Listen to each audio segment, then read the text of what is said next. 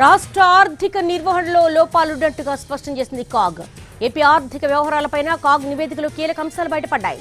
Revenue ఖర్చు 3,375 కోట్లు తక్కువగా చూపినట్టుగా కాగ్ నివేదిక తెలిపింది. అలాగే క్యాపిటల్ ఖర్చు 2,648 కోట్లు ఎక్కువగా చూపినట్టుగా చెప్పింది.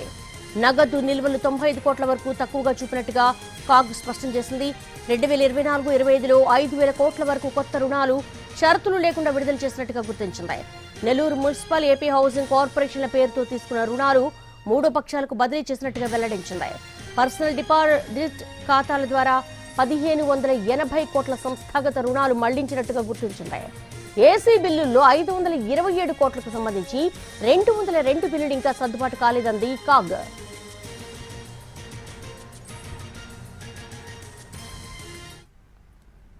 ఏపీ శాసన మండలిలో బొత్స సత్యనారాయణ మాట్లాడుతున్నారు. లైవ్ చూద్దాం. చెప్పారు ఏదో పంజాబ్ నేషనల్ బ్యాంక్ అని, government of India, bank of Baroda చెప్పారు. Okay okay bank of Baroda చెప్పారు. నేను చెప్తాను కేంద్ర ప్రభుత్వం తాలూకా నివేదిక ప్రకారం, ఇవాళ ఆంధ్ర రాష్ట్రం 22వ స్థానంలో ఉంది. దేంట్లో?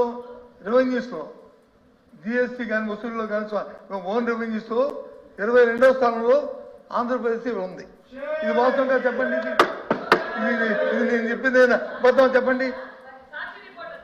ఇదే కాదు, కాగ్ రిపోర్టు.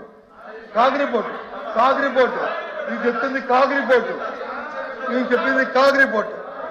9 నెలల కాలంలో 22వ స్థానంలో ఉన్నది కాగ్ రిపోర్టు. ఇదే పేపర్లో చూపెట్టి కేంద్ర ప్రభుత్వం కాదు, కేంద్ర ప్రభుత్వం ప్రకటించింది.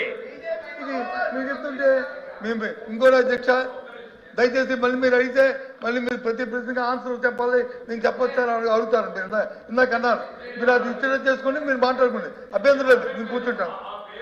పంపండి, అది ఎక్కడ ప్రింట్ అయిందో చూద్దాం ఒకసారి అనేటువంటి తప్ప వేరే ఉద్దేశం కాదు.